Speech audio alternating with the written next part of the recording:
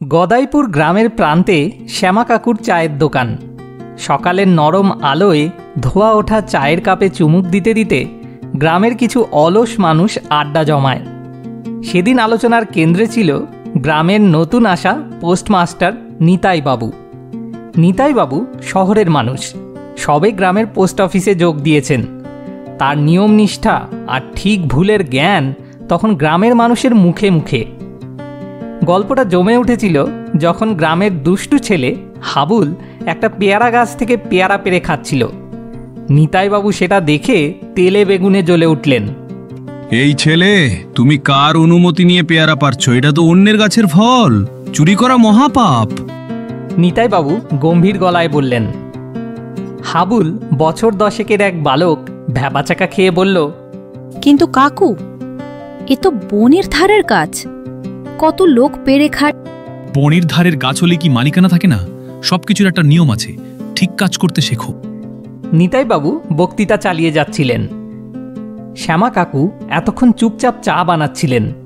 মুচকি হেসে বললেন, পোস্টমাস্টার বাবু, হাবুল বোধহয় অত শাক্ত বোঝেনি। গ্রামের দিকে ওসব গাছের ফল টল লাগলে সবাই পেড়ে খায়, ওতে কেউ কিছু মনে করে না। নিতাইবাবু প্রায় লাফিয়ে উঠলেন। মনে করে না মানে? এর মানে কি এই যে কোনো নিয়ম কানুন থাকবে না, ঠিক ভুল বলে কিছু নেই? শ্যামা কাকু শান্ত গলায় বললেন, আছে বই কি, তবে আপনার শহরের ঠিক আর আমাদের গ্রামের ঠিকে একটু তফাৎ তো থাকতেই পারে, তাই না? ধরুন, আপনি শহরে রাস্তায় প্রস্রাব করলে লোকে ছিচি করবে, পুলিশে ধরবে, কিন্তু এই গদাইপুর গ্রামে, যেখানে বাড়িতে বাড়িতে শৌচাগার এখনো হয়নি, চাষাভুষো মানুষ মাঠে কাজ করতে গিয়ে প্রকৃতির ডাকে সাড়া দিলে সেটাকে কেউ ভুল বলে না। নিতাইবাবু একটু থতমত খেয়ে গেলেন। সেটা তো ভিন্ন পরিস্থিতি।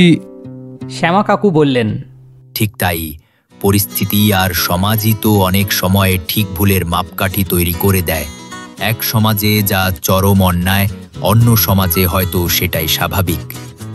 যেমন ধরুন, বহু বছর আগে আমাদের এই দেশেই সতীদাহ প্রথা চালু ছিল। তখনকার সমাজের চোখে সেটা ঠিক ছিল, স্বামীর প্রতি স্ত্রীর কর্তব্য ছিল। আজ আমরা ভাবতেও পারি না কতটা ভয়ঙ্কর ছিল সেই প্রথা।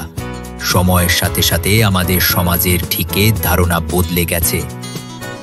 আড্ডায় বসে থাকা ষাটোর্ধ করিম চাচা বললেন, ঠিকই তো, আমার ছোটবেলায় দেখেছি মেয়েরা স্কুলে গেলে লোকে আড়ালে কত কথাই না বলতো।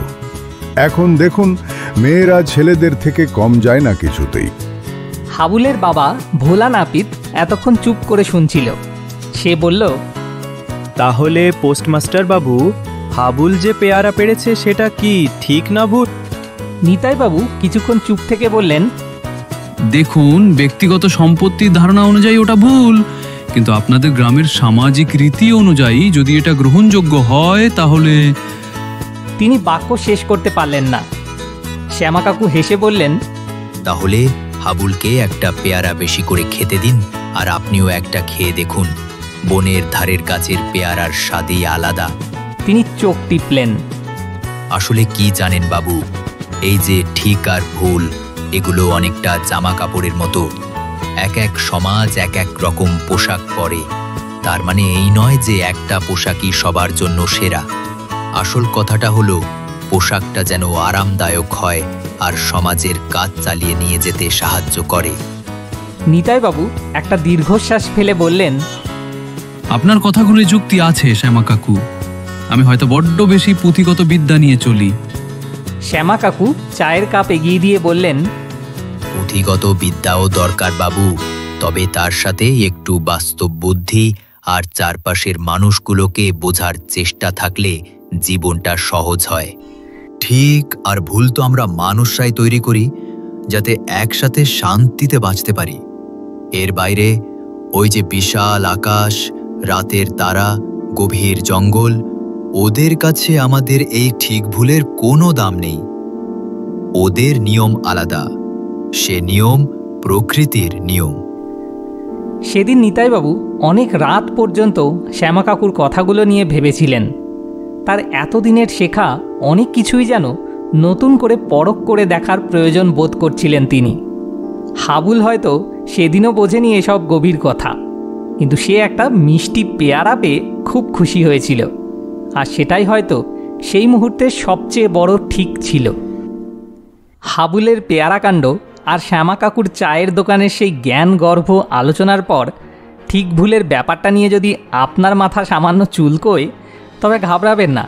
বিষয়টা আসলে অতটা কঠিন নয় যতটা নিতাইবাবুর কাছে প্রথমে মনে হয়েছিল। ধরুন, ঠিক আর ভুল হলো অনেকটা বিভিন্ন দেশের ট্রাফিক নিয়মের মতো।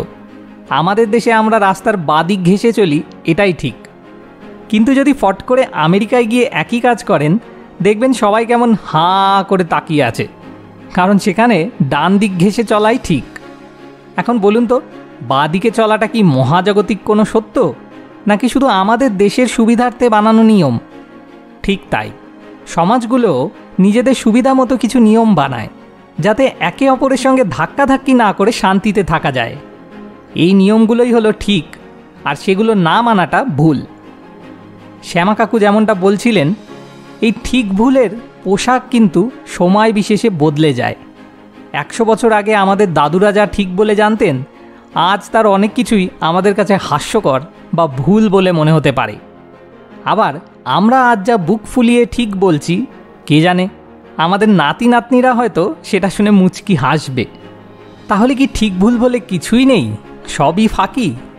মোটেই না। আসল মজাটা হলো, এই নিয়মগুলো মানুষই বানিয়েছে মানুষের ভালোর জন্য। বনের পশু বা আকাশের তারা কিন্তু আমাদের এই ঠিক ভুলের ধার ধারে না।